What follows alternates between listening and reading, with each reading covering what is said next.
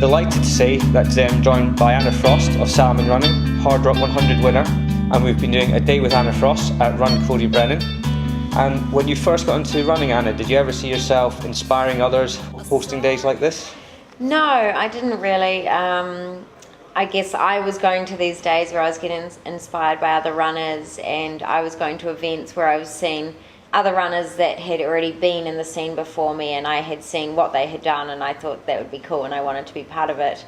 But no, when I started working with other groups and events to inspire other people, and obviously through sponsorship when we do press conferences and signings, I mean, that's very inspiring for me to see how we're inspiring other people. So yeah, it's really fun. And who were your inspirations when you were in the early stages of your career? Well, I never really had one person that I wanted to be like, because I never knew what I wanted to be like. So I've never had a dream to be here. It's just happened through keeping on going through the sport and chasing different things that I wanted to do. But in terms of role models, my parents have always been role models to me. They've just been very loving, very supportive, very proud, and I think that's all you can ask for with a role model. And were they quite athletic as well? Yeah, they were athletic, and when we were younger, we would always go out camping and travelling and walking and hiking and fishing, and they always encouraged me to really appreciate and not take for granted the outdoors. Is that when you got your love of nature from a young age? Yeah, definitely. I can remember just being out there the entire time, playing in the mud, playing with the flowers, with the bugs, with the birds, and it's definitely shaped me to who I am today. I know one of the other things that you're really passionate about is Sisu Girls' Fearless Frosty book, which you have out. Yeah. And obviously that's to inspire young girls to, I guess, get into running and potentially, is that what it's looking to do? Yeah, I mean, we really see that there's a shift of young girls not really wanting to be outside or not being encouraged to be outside. And you can really learn a lot about yourself and other people being outside in the outdoors. You're pushing your own limits. You're learning from mistakes that you make out there, maybe falling off your bike or going for a run and falling over or twisting an ankle, or doing a race and pushing too hard and bonking. You learn a lot, and you learn much more about just who you are, but what you are and what you have to offer. And we really want to encourage girls through Sisu Girls to be brave, to be resilient, to go outside and learn to stand up for what they believe, to never give in when it gets hard, and then just really develop as a person through that. And obviously that's one of your books based on you. Have you got any plans to follow in Killian's and Lizzie Hawker's footsteps and do an autobiography? I think there's probably enough of them, and I'm not sure if I really need to add another one, but we would like to do more Fearless Frosty books, a series of Fearless Frosty books. So take the character Fearless Frosty and put her into different stories, all with a moral of the story. Like, for example, Fearless Frosty goes skiing. She's really bad at it. She falls over all the time. She tries to get better. She learns some skills. She never really gets better, but she has fun trying, and that's the main thing. So different books like that could be really fun. Is that based on a personal experience? Is it? Yeah, exactly what I've been doing this winter. Yeah. So how did your career progress from the early stages when you were in New Zealand? How did you then come over to Europe? And it was just intrigue. I guess I wanted to know more. I was playing so much hockey all through my whole life, and I just wanted to try something new, so I got into mountain running. And I found the circuit out in Europe and the UK and followed that for a long time in the short mountain running distance. And then I really just developed through intrigue about what was around the next corner, what was next, what was more, and learning from lots of different people about what races they loved and what places they loved going to. And of course, travel is a huge passion, so it was easy for me to then say, okay, well, I'll do that too. And obviously, with success came sponsorship, and obviously sponsored by Salomon. What opportunities has that opened up, which you didn't think would be available to you? It's why I'm here today still. I've been racing for 12 years and sponsored by Salomon since 2009. They've really been my family, my consistency, the ones that have believed in me when times have got tough, who've been there for me. And yeah, it's nice when you're living a life on the road, no consistency, no routine, to have at least one thing that stays consistent, and that's the Salomon family. So yeah, I definitely wouldn't have been able to do it without them. And one of the other things which I've seen, you designed a sort of a dress, a running dress. Yeah. How much input do you have in the kit? So we have a lot of input in all the S-Lab range for Salomon, all the athletes. So when we go to Keswick next week for the advanced week, we all sit down with the shoe designers, the clothes designers, for the next year after that, for the future. And we have a big input into what is it that we want and need, and what fabrics and what shapes and what sizes. Do we need more cushioning or less cushioning? Right. And then the dress that I did was my own range, which was sort of an inspiration of colour, of femininity, of having some shape and personality and character on the trails. And we did a limited range, I think that was 2 years ago now, and it was really fun to do. I sat down with the designers, I really learned how to design, what fabrics to use, what patterns to make, and it was a very, very cool experience for me. So what piece of kit are you most looking forward to coming out in the pipeline from Salomon? Oh, I'm not going to tell you. No, there's nothing. I thought I'd get an exclusive there, but unfortunately not. No. So I guess anyone that follows you on Instagram sees how much you travel around. You're always posting from different countries or different locations and making us all very jealous when we're sat at the office or what have you. How do you manage to fit training in with such a busy schedule? It gets really hard. I mean, from the outside, this looks like a life of wonderful dreams, and it is, but it always comes with limitations, with challenges. There's a lot of travel, like you say, long haul flights, you're staying in hotels, you have no idea where you are, you're in the city, you do an event and then you go to another event, and then by the time you get home it's 9 p.m. and you're too tired to go for a run.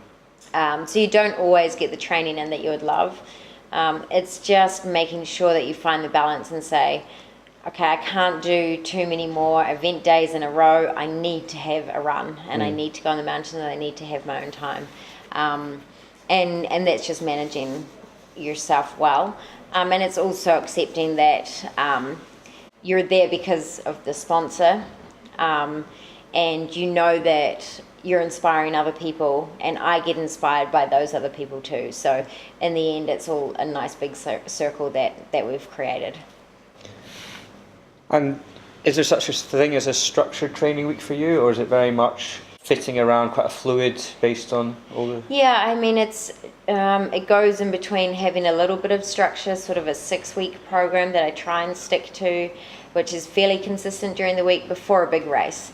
And then when it's not the big race, who knows, it could be anything. It could be no running to a little bit of running, lots of hiking, going for a week-long fast pack with a backpack on, or on my bike for a week.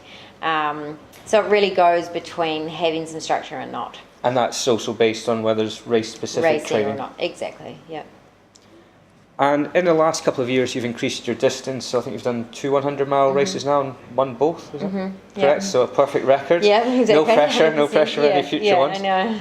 What do you now know that you wish you knew before your first one about running 100 miles? I would say nothing, because the only way you learn is through experience. And when you learn that, you build confidence through that. And once you've got confidence, in anything, it can help you out of all sorts of situations. So without going through the falls or going through the trips or the mistakes, you're never going to learn and grow and be a better person through it. So I never have regrets, and maybe I would change things to the next year, but I only change things because I've learned from my mistakes. And making small adaptations. Exactly, and it's always going to be different. Things are always going to change, and part of trail running is you have to be flexible for whatever is going to happen out there. Absolutely, especially with conditions in places like hard rock exposed. Yeah. And obviously defending champion, plans to go back and defend the title this year? Yep, yeah, I can't wait. So it's in the reverse direction this year. I think Darcy will get in. She's on the wait list at the moment, so I'm pretty sure she'll get in, which will be fantastic. She's a huge inspiration for me. She's just an incredible runner. Bethany Lewis is also in the race this year, so again, there'll be some good girls in the race. Hard rock is not really a race anyway. It's more about you getting through and finishing and surviving that thing. So I'm super excited for it. And were there any motivational phrases that you used when the going was getting tough at last year's race or in the Bear 100? I mean, it was really down to survival. You know, I knew that I was up in the snow and the cold. I knew I was almost hypothermic, and if I'd stopped there and not kept going, I probably would have died in the snow out there. So that was pure motivation just to stay alive. And then it was just that it was a dream. It was something I'd wanted for a long time, and so I wasn't going to give up out there in the mountains. And do you have any other sort of bucket list races which you want to do? Or? No, I think there's so many races out there that I'll always be interested in races, but and I love trying new races, but I'm quite content with what I've done already, and I like to just kind of keep open doors that I can say, hey, that looks like a really cool race, let's go and do that.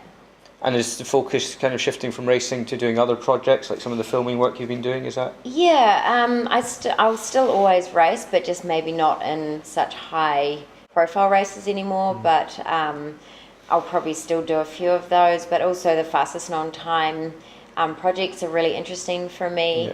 Yeah. Longer ones like fast packing, so you're out there for a long time, or you're in somewhere new. That's all really intriguing for me. And also, you've got Jez Bragg holds the record for the length in New Zealand, I think. Still, is that one on the list, or? No, I think New Zealand for me is a place that I just really like to go and enjoy without pushing myself to the limits out there. And there's so many amazing trails in New Zealand, and that one's not. I mean, it's a long sort of trail, but you're still crossing through places that are not as far out there. And in New Zealand, it's just wonderful to get way out in the back of the mountains and disappear for a while. We touched on training a bit earlier. Also, nutrition's obviously key to success. Do you have any set diet or? Balance is a really good thing for me. I like to have a little bit of everything. Generally pretty healthy. I don't crave McDonald's or anything like that, but I still do give myself treats with chocolate, and I love having coffee and chocolates together, but generally a lot of vegetables, a lot of salads, a lot of fruits, some carbohydrates. Protein is good for after events, and I think it's just about being healthy and content and fulfilled with your diet. So eat what you need to eat, and then you're not likely to binge on junk food afterwards. Yeah. And do you have any tips for recovery? Obviously, diet's one of the key ones. Are there anything else you do to relax and help with recovery? Well, I think, people say rest is the key to recovery, and it's part of your training. So taking a day off when you feel tired, even if you've got a training session planned, eating protein straight after your training just to refuel yourself, doing some yoga, some stretching, even some swimming is nice, or just sitting in a hot jacuzzi spa tub with the bubbles going just helps the muscles. A nice relaxing massage. I mean, there's so many things that we can do to recover these days. And if you weren't a runner, what do you think you would be? If I wasn't a runner? If you weren't a runner, yeah. Oh, so many things. A surfer, a mountain biker, a mum, a jewellery maker, a teacher. I mean, there's so many things. And maybe some of those things will happen after I'm a runner. Yeah. Okay, and finally, what's the best advice you've ever received, either for running or just generally for living life and making the most of it? I think my dad always said to me that it was important to have an open heart, and it was better to love and lose than not to love at all. And I think I put that into life in general, to people, to myself, to what I do, to where I go. And so I try to go into things with a very big open heart and with a lot of love, because I feel like if you can do that, you're so much more understanding and so much kinder, and that's what the world definitely needs. Absolutely, yeah. Excellent. Well, thank you very much, Anna, for your time today. Really do appreciate it. If you've enjoyed this video, make sure that you give us a thumbs up, and make sure you subscribe to the YouTube channel so you don't miss out on any future videos. We're also on Twitter, Instagram and Facebook, and links to all are down below in the description.